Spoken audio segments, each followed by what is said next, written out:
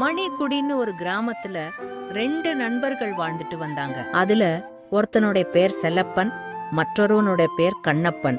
2 பேரும் சின்ன வயசுல இருந்தே நெருங்கிய நண்பர்கள். செல்லப்பனும் கண்ணப்பனும் எந்த அளவுக்கு நெருங்கிய நண்பர்கள்னா 2 பேரும் எங்க போனாலும் ஒன்னாதான் போவாங்க. என்ன சாப்பிட்டாலும் ஒன்னாதான் சாப்பிடுவாங்க. 2 பேரும் அவங்களோட வீட்டை விட்டு கிளம்பினாக்கா ஒருத்தனை விட்டு ஒருத்தன் பிரிஞ்சு இருக்க மாட்டாங்க. அந்த அளவுக்கு 2 பேருக்குள்ள அப்படி ஒரு நெருக்கம். இதுல செல்லப்பனோட தந்தை மிகப்பெரிய செல்வந்தர். அதனால செல்லப்பன் ரொம்ப செல்லமா வளர்ந்தவன். ஆனா கண்ணப்பனும் நடுத்தர குடும்பத்தைச் சேர்ந்தவன். அவனோட தந்தை ஒரு சில மாட்ட வச்சிருக்காரு. கண்ணப்பனுக்கு அதை ஓட்டிட்டு போய் வயல்வெளியில மேய்க்கிறது தான் அவனுடைய முழு நேர வேலையே. இதனாலேயே செல்லப்பன் கண்ணப்ப மாடு மேய்க்கிற இடத்துலதான் முழு நேரமும் இருப்பான். அதனால செல்லப்பன் தன்னுடைய வீட்டுல காலை உணவு மற்றும் இரவு உணவு மட்டும்தான் உண்ணுவான். ஆனால் மதிய உணவு கண்ணப்ப எடுத்துட்டு வர பழைய சாதமா இருந்தாலும் சரி, அறுசுவை உணவா இருந்தாலும் சரி, அத கண்ணப்பன் கூட பகிர்ந்து சாப்பிட்டு அவன் கூடவே இருப்பான். ஏய் கண்ணப்பா, உனக்கு ஏதாவது பண தேவை இருக்குன்னா அதை ஏன் கேட்கலாம் இல்ல? எதுக்காக கிராமத்துல மத்தவங்க கிட்ட போய் கடன் கேட்கற? அப்புறம் உனக்கு ஒரு நெருங்கிய நண்பன் நான் எதுக்கு உன் கூட இருக்கிறேன்னு சொல்லு. இல்லைப்பா, எனக்கு உங்ககிட்ட இருந்து தேவைப்படுறதெல்லாம் உன்னுடைய நட்பு மட்டும்தான், உன்னோட பணம் கிடையாது. சொல்றதெல்லாம் சரிதான்டா கண்ணப்பா. ஆனா உனக்கு ஒரு கஷ்டம்னு வரும்போது ஒரு நண்பனா நான் உனக்கு உதவி பண்ணணும்ல. நீ வெளியில போய் யாருக்கிட்டயே கடன் வாங்குற, அதுக்கு என்கிட்ட கேட்டனா நான் என்னால உதவியை பண்ணுவான்ல, அதனால சொன்னேன்டா. பா, நான் வெளியில் யார்கிட்டையாவது கடன் வாங்கினா சொன்ன தேதியில் என்னால் பணத்தை திரும்ப கொடுக்க முடியலனா கடன்காரங்களுக்கு நான் கூட கொஞ்சம் வட்டி பணத்தை சேர்த்து அவங்கக்கிட்ட கொடுத்துருவேன். அப்படி இல்லை என்னால் கொடுக்க முடியலன்னு அவங்க 4 வார்த்தை ஏதாவது என்னை பேசினாலும் நான் கடன் வாங்கினதுனால பொறுத்துப்பேன். ஆனால் என் நண்பனான உங்ககிட்ட நான் கை நீட்டி காசு வாங்கினா நீ ஏதாவது என்னை கேலியாக சொன்னாலுமே அது எனக்கு நீ பணம் கொடுத்ததுனால தான் சொல்கிறன்ற மாதிரி தோணும். அதனால் நம்ம நட்பு தான் பாதிக்கப்படும். அதனால் உங்ககிட்ட பணம் வாங்கிறது அவ்வளோ நல்லா இருக்காது. இப்போ சொல்கிற நல்லா கேட்டுக்கோ செல்லப்பா. நீ எனக்கு எந்த உதவியும் பண்ணணும்னு அவசியம் இல்லை. எனக்கு ஏதாவது ஒரு கஷ்டம்னு உங்ககிட்ட வந்து சொன்னால் அந்த கஷ்டத்தை உன்னோட கஷ்டம்னு நினச்சி வருத்தப்படுற பற்றியா, இந்த நட்பு எனக்கு கடைசி வரைக்கும் இருந்தால் போதும். நான் உங்ககிட்ட வேற எதுவுமே எதிர்பார்க்கல. கண்ணப்பனை தவிர வேற யாரா இருந்திருந்தாலும் கண்டிப்பா என்கிட்ட இருக்கிற செல்வத்துக்கு பண உதவி வேணும்னு கேட்டு என்கிட்ட வந்திருப்பாங்க. ஆனா கண்ணப்பனுக்கு எப்படிப்பட்ட பண நெருக்கடி வந்தாலும் சரி, நானா பணம் கொடுத்து உதவி பண்ண முன் வந்தாலும் சரி, கண்ணப்பன் நண்பன் கிட்ட கை நீட்டி பணம் வாங்கினா அதாலே ஒருவேளை நம்மளோட நட்பு பாதிக்கப்படுன்னு எனக்கு பணம்லாம் வேணாம், நண்பன் மட்டும் போதுன்னு ஒரு குறிக்கோளோட இருக்கான். இப்படிப்பட்ட நண்பனை நான் என் வாழ்க்கையில இக்காரணத்தை கொண்டு இழந்துடவே கூடாது. செல்லப்பனுக்கும் இடையே இருக்கும் நட்பு செல்லப்பனின் தாய் தந்தைக்கு பிடிப்பதில்லை. இதனாலேயே செல்லப்பனின் தாய் தந்தைக்கும் செல்லப்பனுக்கும் இடையே அடிக்கடி வாக்குவாதம் நடைபெறும். டே செல்லப்பா, நான் உனக்கு என்னதான் குறை வச்சேன்? போட்டுக்கிற துணிமணியில குறை வச்சனா இல்ல சாப்பிட்ற சாப்பாட்டுல குறை வச்சனா? எதுக்கு நீ எப்பவும் என்னுடைய பேச்சை கேட்கவே மாட்டேங்கிற? பா, நான் என்னப்பா அப்படி தப்பு பண்ணேன்? எதுக்கு என்கிட்ட இப்ப இவ்வளோ கோவப்படுறீங்க? நீ என்ன தப்பு பண்ணியா? உன்கிட்ட நான் எத்தனை தடவை சொல்லியிருக்கேன் அந்த மாடு மேய்க்கிற கண்ணப்பன் கூட சேராதன்னு. ஆனா நீ எதுக்காக எங்க பேச்ச கேட்கவே மாட்டேங்கிற? அம்மா, அவன் என்னோட நண்பன். அவன் கூட நான் இருக்கிறதுல உங்களுக்கும் அப்பாவுக்கும் என்னதான் பிரச்சனை? அப்போ நீ எங்க பேச்ச கேட்க தயாரா இல்ல. அந்த கண்ணப்பன் கூட சேர்றதுல என்ன பிரச்சனை இருக்குன்னு நீ உங்க அப்பா கிட்டயே கேட்டு தெரிஞ்சுக்கோ. இதுக்கப்புறம் உன்கிட்ட பேசுறதுல பிரயோஜனம் இல்லை என்று செல்லப்பனின் தாய் கோபமாக கூறிவிட்டு அங்கிருந்து சென்று விட்டாள். ஏ செல்லப்பா, உனக்கு என்ன வேணுமோ கேளு, நான் வாங்கி தரேன். நம்ம கிட்ட இருக்க பணத்தை எவ்வளோ வேணா எடுத்து நீ செலவு பண்ணு, போய் ஊர் ஊரா சுத்து, சந்தோஷமா இரு. ஆனா நமக்கு தகுதியானவங்க கூட நட்பு வச்சுக்கோ. கண்ணப்ப மாதிரி ஆளுலாம் நம்ம கிட்ட ஒரு தேவைக்காக தான் பழகுவான். ஆனா நமக்கு தகுதியானவங்க கிட்ட நட்பு வச்சுக்கிட்டாதான் நம்மளுக்கு நாளைக்கு ஏதாவது பிரச்சனைனா முன் வந்து உதவுவாங்க. இதை ஏன் நீ புரிஞ்சிக்கவே மாட்டேன்னு எனக்கு புரியல. கண்ணப்பனை பற்றி தன்னுடைய தந்தை தவறாக கூறியதை கேட்டவுடன் செல்லப்பனுக்கு கோபம் வந்தது. அப்பா, நீங்க கண்ணப்பனை சரியா புரிஞ்சிக்கல. தயவு செஞ்சு இன்னொரு தடவை கண்ணப்பனை பத்தி தவறா பேசாதீங்க. எனக்கு அது பிடிக்கல. என்று கூறிவிட்டு செல்லப்பனும் அங்கிருந்து சென்றான். இல்லப்பா போ, இப்ப நான் சொல்றது உன் காதிலே கேட்காது. ஒரு நாள் இல்லலாம் ஒரு நாள் அந்த கண்ணப்பன் உன்கிட்ட ஒரு தேவைக்காக தான் பழகுறான்னு உனக்கு புரியும். அப்போ இந்த அப்பன் சொல்றது உன் மண்டையில ஏறும். செல்லப்பன் மற்றும் கண்ணப்பனின் நட்பு. செல்லப்பனின் தந்தை சிதம்பரத்திற்கு பிடிக்காததைப் போலவே கண்ணப்பனின் தந்தை ராஜக்கண்ணுக்கு இவர்களது நட்பை எண்ணி ஒரு பயம். அப்பா, எங்களுடைய 2 பேரோட நட்பை எண்ணி நீங்க எதுக்கு பயப்படுறீங்கன்னு எனக்கு சுத்தமா புரியல. அதுவாப்பா, நம்ம கிட்ட காசு பணம் இல்லைனாலும் நம்ம சந்தோஷமா வாழ காரணம் நம்மளுடைய நேர்மையும் நம்மளுடைய மானமும் மரியாதையும் தான். செல்லப்பா மாதிரி பணக்கார வீட்டு பசங்கெல்லாம் நல்லா பழகுவாங்க. ஒரு நாள் இல்லைனா ஒரு நாள் உன்ன மாதிரி ஏழை வீட்டு பசங்க கூட நான் நண்பனா இருந்தது என்னோட தப்பு தான். தகுதி பார்க்காம அவங்க கூட பழகுனது என்னுடைய முட்டாள்தனம்னு நடு ரோட்ல வச்சு பாரபட்சமே இல்லாம நம்மள அசிங்கப்படுத்திடுவாங்க. அந்த மாதிரி உனக்கு ஒரு நிலைமை வந்துடுமோன்னு தான் எனக்கு பயமா இருக்கு. அப்பா, செல்லப்பன் அந்த மாதிரி கிடையாதுப்பா. அவன் என்னுடைய நெருங்கிய நண்பன். எனக்கு ஒரு பிரச்சனைனா அதை அவன் பிரச்சனையா யோசிக்கிறவன். அதனால அவன் என்னைக்கும் என்கிட்ட அப்படி பேச மாட்டான். நீங்க அதை நினைச்சு எதுவும் பயப்படாதீங்க, நான் பாத்துக்கிறேன் என்று இருவரும் பேசி முடித்துவிட்டு அன்று இரவு உறங்கச் சென்றனர். மறுநாள் விடிந்தது. ஏன்பா சிதம்பரம், நான் உன்னுடைய நண்பன் தானே. உனக்கு ஏதாவது பண கஷ்டம்னா என்கிட்ட சொல்லலாம்ல. எதுக்காக இப்படி பண்ண? நான் என்ன குமாரசாமி பண்ணேன்? எனக்கு என்ன பண கஷ்டம் இருக்கு? நான் எப்ப அவன்கிட்ட பண கஷ்டம்னு சொன்னேன்? உனக்கு எந்த பண கஷ்டமும் இல்லனா உன்னோட மகன் செல்லப்பன் ஏன்பா அந்த மாட்டுக்கார பையன் கூட சேர்ந்து மாடு மேய்ச்சிட்டு இருக்கான்? ஓ, அதான் சொல்றீங்களா குமாரசாமி? அது ஒன்றும் இல்லை. அந்த கண்ணப்பனும் என்னோட மகனும் நல்ல நண்பர்கள். அதனால அந்த கண்ணப்பா கூட சேர்ந்து பொழுதுபோக்குக்கு மாடு மேய்க்கிற இடத்த இருந்திருப்பான். என்னப்பா சிதம்பரம், உனக்கு தெரியாததா? நம்மள மாதிரி ஆளுங்களாம் நமக்கு தகுதியானவங்க கூட தான் நண்பனா இருக்கணும். கண்ணப்பா மாதிரி ஆளுலாம் நம்ம ஒரு வேலைக்காரனை தான் பார்க்கணும். உன்னோட மகனுக்கு தான் புத்திமதி சொல்லணும்னு பார்த்தா உனக்கு தான் புத்திமதி சொல்லணும் போல. பாரு, ஏதாவது சொல்லி மகனை திருத்து. எரியும் தீயில் எண்ணெய் ஊற்றுவது போல ஏற்கனவே செல்லப்பன் மற்றும் கண்ணப்பனின் நட்பை அறவே வெறுக்கும் சிதம்பரத்திடம் குமாரசாமி இப்படி கூறியதும் சிதம்பரத்திற்கு மேலும் கோபம் ஏற்பட்டது. இதனால் அவர் ஒரு திட்டம் தீட்டினார். அம்மா, அப்பாவுக்கு என்னாச்சு? அப்பா ஏன் சோகமா உட்காந்துட்டு இருக்காரு? அவர் முகத்துல ஏதோ அடிபட்ட மாதிரி இருக்கு. அத உன்கிட்ட சொல்லி என்னப்பா ஆக போகுது? அது சொல்லி எந்த பிரயோஜனமும் இல்ல. ஏமா அப்படி பேசுறீங்க? என்னாச்சுன்னு சொல்லுங்க. உன்னோட நண்பர் இருக்கான்ல கண்ணப்பன், அவனுடைய அப்பா இருக்காருல ராஜக்கண்ணு, அவரு உன்னோட அப்பாவை அடிச்சிருக்காரு. என்ன? கண்ணப்பனோட அப்பா நம்ம அப்பாவை அடிச்சாரா? ஆமாம்பா, நான் செல்லப்பனோட அப்பாவை அடிச்சது உண்மைதான். ஏன்பா நீங்க செல்லப்பனோட அப்பாவை அடிச்சீங்க? அப்படி என்னதான் காரணம் அவர் அடிக்கிற அளவுக்கு? நான் எப்பயும் போல நம்முடைய மாட்டுக்கெல்லாம் தீவனம் வாங்குறதுக்கு சந்தைக்கு போனேன். அப்போ செல்லப்பனோட அப்பா என்னோட எதிர வந்தாரு. ஆஜக்கண்ணு, என்னோட மகன் கிட்ட 50,000 வாராகிரம் பணம் கேட்டிருக்கான். என்னோட மகன் வந்து என்கிட்ட சொன்னான், உன்னோட மகனை இதுக்காக தான் இத்தனை நாள் என்னோட மகன் கூட பழக விட்டியா? மரம், இது வரைக்கும் என்னோட மகன் உன்னோட மகன் கிட்ட ஒரு வராகன் கூட கை நீட்டி வாங்கினது இல்ல. அப்படி இருக்கும்போது 50,000 வராகன்லாம் கேட்க வாய்ப்பே இல்ல. சின்ன மீனை போட்டு பெரிய மீனை பிடிக்கிற மாதிரி இத்தனை நாள் பொறுமையா இருந்துட்டு அதுக்குதான் மொத்தமா சேர்த்து வச்சு இவ்வளோ பெரிய தொகையை கேட்டிருக்கானே உன்னோட மகன். இதுலேருந்தே தெரிய தேவையில்ல நீங்களாம் எப்படியாப்பட்டவங்கன்னு. உங்களை மாதிரி ஆளுங்களாம் எங்களை மாதிரி ஆளுங்க கூட நட்பா பழகிறதே பணத்துக்காக தானே. இந்த மாதிரி இல்லாததையும் பொல்லாததையும் சொல்லி செல்லப்பனோட அப்பா உன்னையும் என்னையும் ரொம்ப தரக்குறவா பேசினாருப்பா. அதனாலதான் கோபம் தாங்க முடியாம நான் அவரை அடிச்சிட்டேன். என்னை மன்னிச்சிடுப்பா. என்னால உங்களுடைய நட்பு பாதிக்கப்பட போகுது. சரி விடுங்கப்பா, அவர் அப்படி பேசுனதுனால தானே நீங்க அப்படி நடந்துக்கிட்டீங்க. நான் செல்லப்பா கிட்ட சொல்றேன். செல்லப்பா நான் சொன்னா புரிஞ்சுப்பான். இன்னைக்கு கண்ணப்பனோட அப்பா உன்னோட அப்பாவை எதர்ச்சியா சந்திச்சிருக்காருப்பா.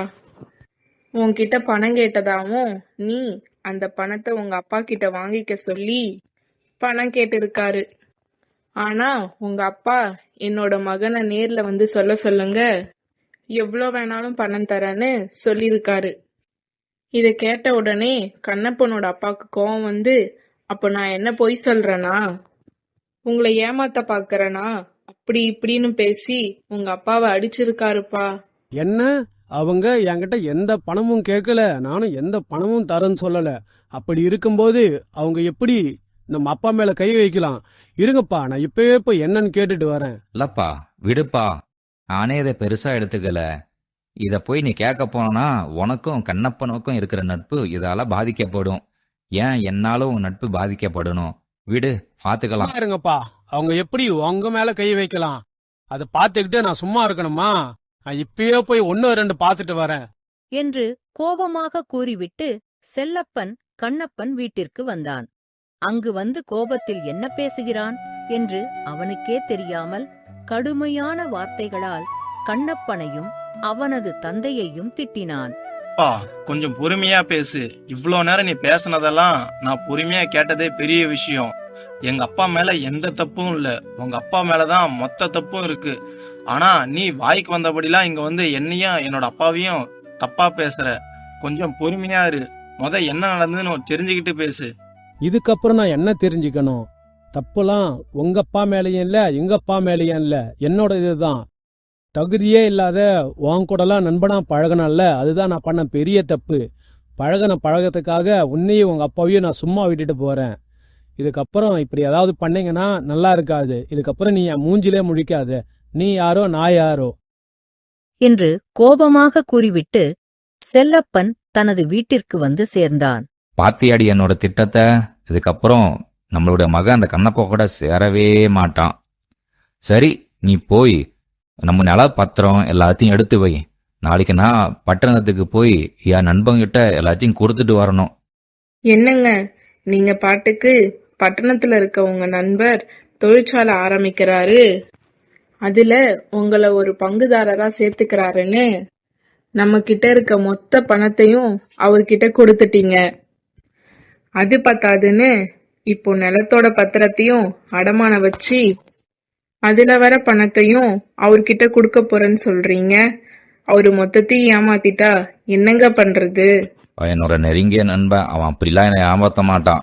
நீ நான் சொன்னதெல்லாம் போய் எடுத்து வை. ஒரு சில மாதங்களுக்குப் பிறகு சிதம்பரத்தின் நண்பருக்கு ஏற்பட்ட சில பிரச்சனைகளால் அவரால் அவருடைய தொழிற்சாலை வேலைகளை குறிப்பிட்ட நேரத்திற்குள் முடிக்க முடியவில்லை.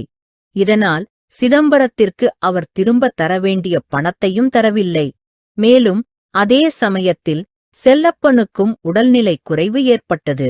பாரு சிதம்பரம், உன்னோட பையன் இப்ப ரொம்ப மோசமான நிலைமையில இருக்கிறான். அவனை நீ குணப்படுத்தனா நான் சொன்னபடி பட்டணத்துல இருக்கிற அந்த வைத்தியசாலைக்கு கூப்பிட்டுட்டு போ. அங்க போனாதான் உன்னோட பையனை உன்னால காப்பாத்த முடியும்.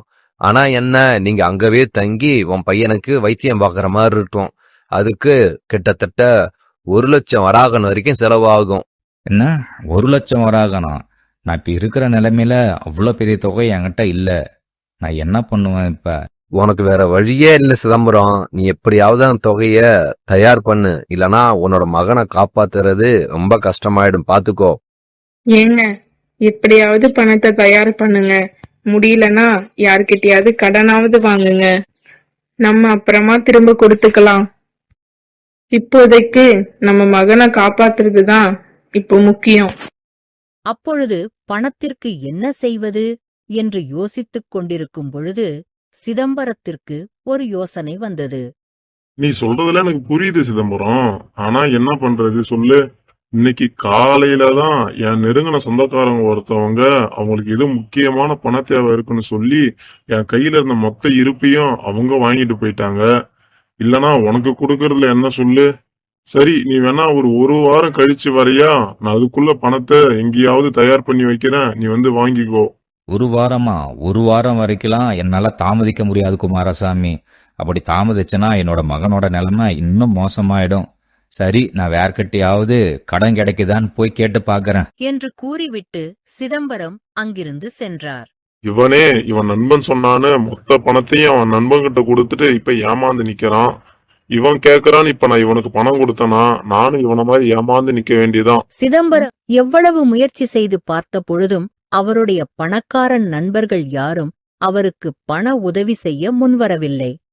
அவர் தன் மகனின் நிலைமையும் தன்னுடைய நிலைமையும் யோசித்து என்ன செய்வது என்று புரியாமல் ஒரு இடத்தில் சோகமாக அமர்ந்திருந்தார். அப்பொழுது அந்த இடத்திற்கு கண்ணப்பன் வந்தான். ஐயா, நான் சொல்றத கொஞ்சம் பொறுமையா கேளுங்க. நான் கேள்விப்பட்டேன் கண்ணப்பனுக்கு ரொம்ப உடம்பு முடியலன்னு. அதை கேட்டதுல இருந்தே என் மனசு ரொம்ப கஷ்டத்துல இருக்கு.